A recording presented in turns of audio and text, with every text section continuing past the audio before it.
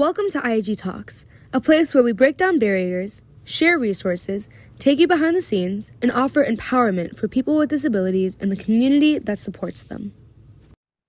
Hi, everybody. Welcome to IAG Talks. Today we have Steve Givens with us. We are so excited that he's here today to be sharing everything that he does at IAG. Without him, a lot of our programs and people that we support would not have access to a lot of the opportunities in the community as well as within IAG. So Steve, can you just introduce us and tell us your title? Hello, my name is Steve Givens. I've had various titles, but currently I'm the asset manager. I'm the director of the Bloomingdale CIS program and transportation director, fleet manager. Awesome. And can you give us a little bit about your background? Okay. I had a college degree from Loyola University in criminal justice. And then I went on to work at Maryville Academy for 25 years. And through that time, I was able to get a master's degree in management from National Louis University.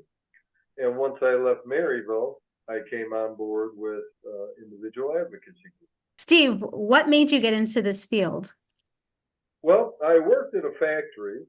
I started out working as a hot dog stand when I was 13. Back in the day, your parents said, "You're going to work."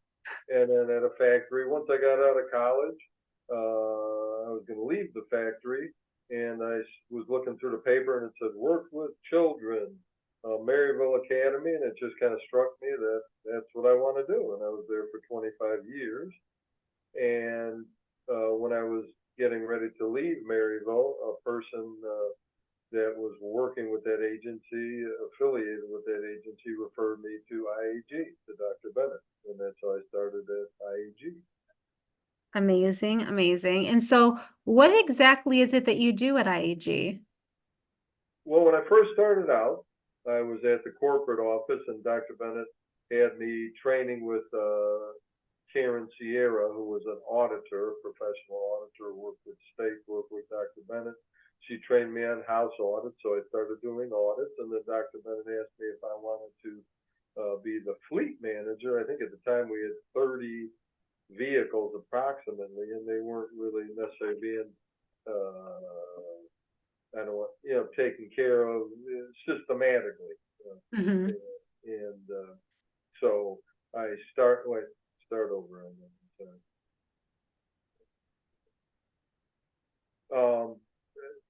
Wait, stop it. So should I go back to starting to say what I do at IAG, or? Yeah, that's fine. Okay. When I first started at IAG, Dr. Bennett had me out at the corporate office, and she had me training with Karen Sierra on doing house audits. So I did a house audits, and then Dr. Bennett asked me if I wanted to be the fleet manager, which we had like 30 vehicles maybe at the time. And there wasn't really a system in place to make sure that they were getting oil changes and getting repairs, or have vendors in each region to take care of them. So I said, yes, I'll be the fleet manager. So I've learned a lot about vehicles, about different vendors, and how to work with vendors. And now we're up to approximately 95 vehicles. And it's a very large fleet, and it's a tough job, but we get it done. And then also I'm the CIS director for the Bloomingdale CIS program, which is also affiliated in the region here with the Glendale program, the in-house program, and the vent program. We're all connected together. Wow, you have a lot going on. We all do it, IAG. Yeah, for sure. So the fleet has grown from, you said, like 30 cars to about 95. Why is it because IAG has grown, or is it because there's a need? What is the need behind the transportation? Well, in the 19 years I've been here, the IAG has just grown and grown. We've moved into the south suburb region, Tinley Park, Matson, those areas. We're in the Oswego area.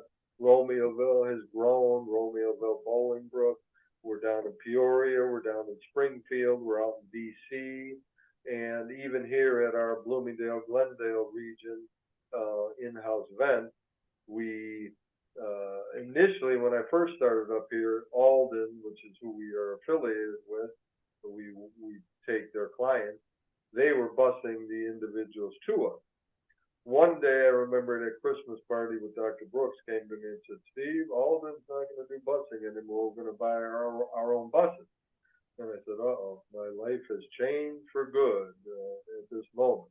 The buses are, you know, large vehicles. We have 2 large Freightliner buses, and they a lot of maintenance and upkeep with them. So IAG has just grown and grown. The buses came about because we transport the people into our DTs, our CISs, and that's how we've gotten to 95 vehicles. Wow. And now the vehicles that are part of the fleet, do they offer like specific accessibility to people and supports? We have numerous vehicles that have lifts attached to them. All of our buses have, because most of the people we work with are in wheelchairs. So all our buses have lifts on them.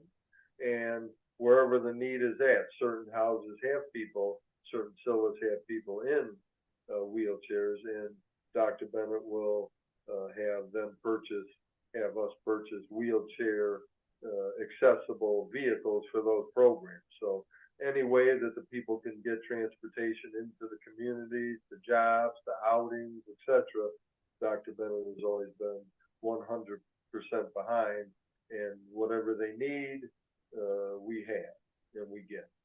Yeah, and I think it's so interesting because, like, if I were to be a layperson that wasn't aware of, you know, kind of the ins and outs of daily life with people with disabilities, there's so much that we take for granted when it comes to public transportation, maybe locations geographically where we live.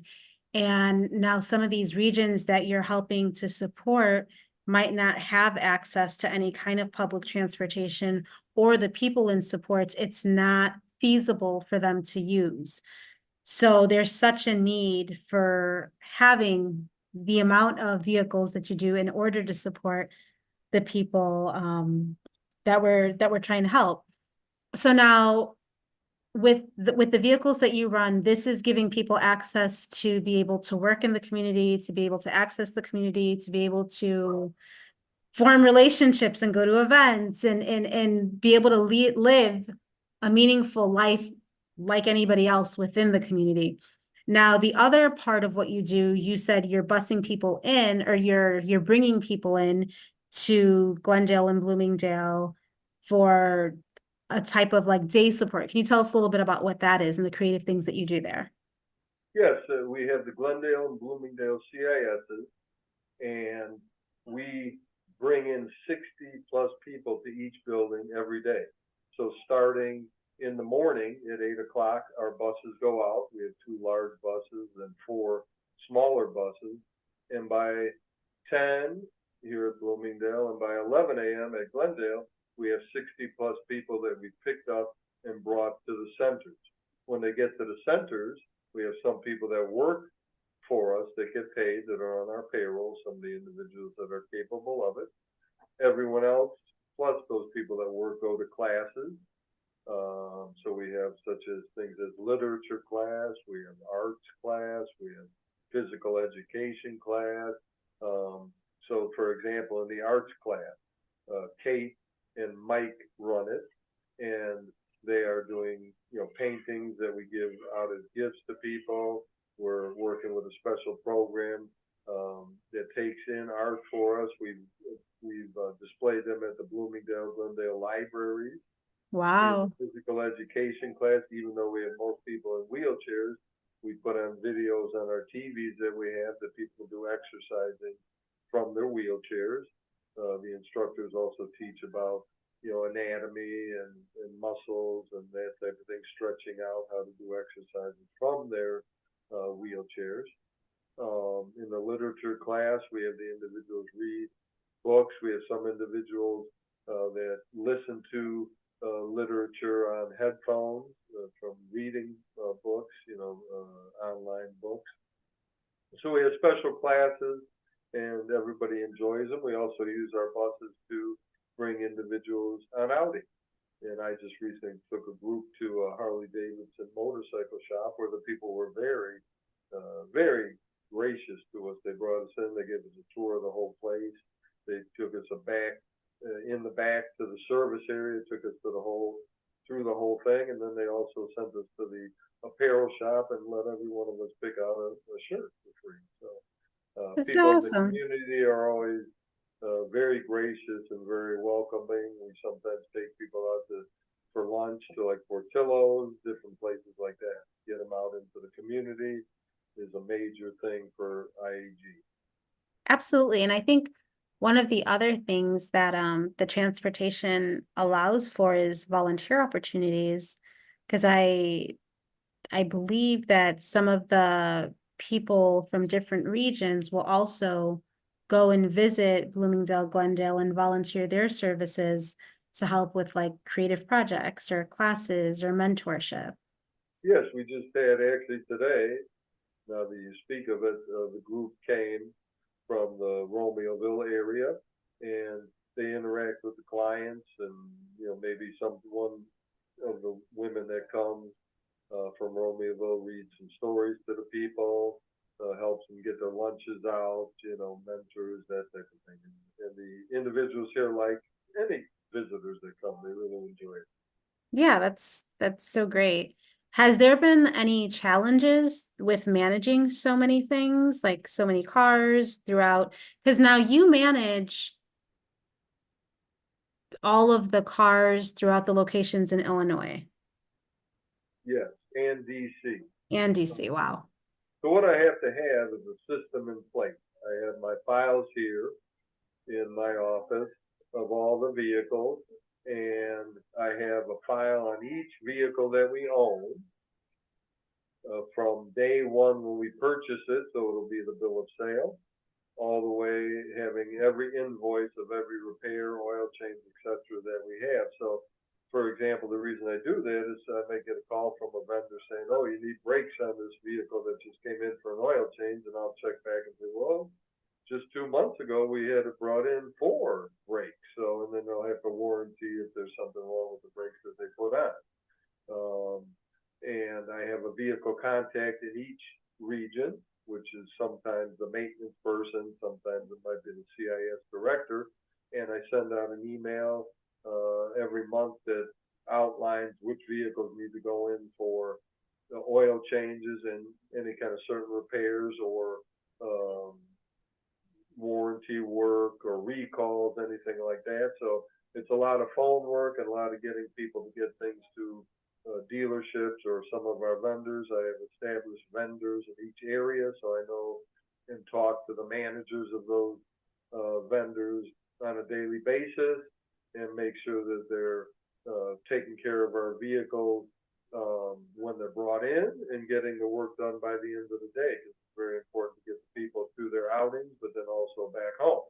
So I've had agreements with all the vendors that if we're going to give them our business, they have to take care of us, unless there's something that, hey, we need a part that it's going to take a day or so to get. But for the most part, they all get it in the morning and they send it back to us by late afternoon. Yeah, that's awesome because there's a lot of moving parts when it comes to transport There is. at IAG for sure. So that's amazing that you have some kind of system because I know that safety is a high priority and making sure that everything is taken care of proactively. So you must be very, very organized. I am, and thank you. Thank you very much. And Dr. Bennett has always been all about the safety. She would, anytime I have to call her, or she pretty much trusts me that I'm not having repairs done that are unneeded. But like I said, we really overemphasize the safety. If something is, a belt is just starting to wear out on one of the vehicles, oh, it's got a little wear and tear on it, I'll tell the vendor just replace it. We don't need it breaking down on the middle of the expressway or during an outing or getting somebody to work. So safety is the number one item, without a doubt. Absolutely. What would you say are some of the accomplishments that you've had like throughout both as a CIS director and everything that you're doing with like the fleet management and giving people access to more opportunities that they wouldn't have? Well, I think I'm very proud of the CIS here at Bloomingdale and Glendale, because the one thing that really sticks out is that when an individual that we bring here, and we talk to them, we interact with them a lot, and we're very proud of them. If they have to stay home for an appointment or for whatever reason, or it's 100 degrees out, so we can't bring them out of their houses, they get very upset. So that's an accomplishment that I'm very proud of, that people like coming here. We have staff that they like to interact with, that they enjoy being around and being with, doing their goals with, doing the class with. And it really makes me feel good that these people get upset when they can't come here. That's really an indication that they like it. And as far as the vehicles, I'm very proud of keeping the vehicles going, sometimes upwards of over 200,000 miles, keeping them safe, getting our money's worth out of those vehicles. And I've been very proud of being able to work with the vendors. A lot of times if they're doing a job, and I'll say, hey, help us out here, throw a free oil change in for us on their job, and they will. And had some warranty work done that I've had to fight with Detroit about. I've got money reimbursed from calling up the line at GMAC, or one of the big car companies. So I'm kind of proud of just not fighting, but being persistent with them for our cause. Absolutely. That's fantastic. Is there anything that you would want anyone to know that's listening?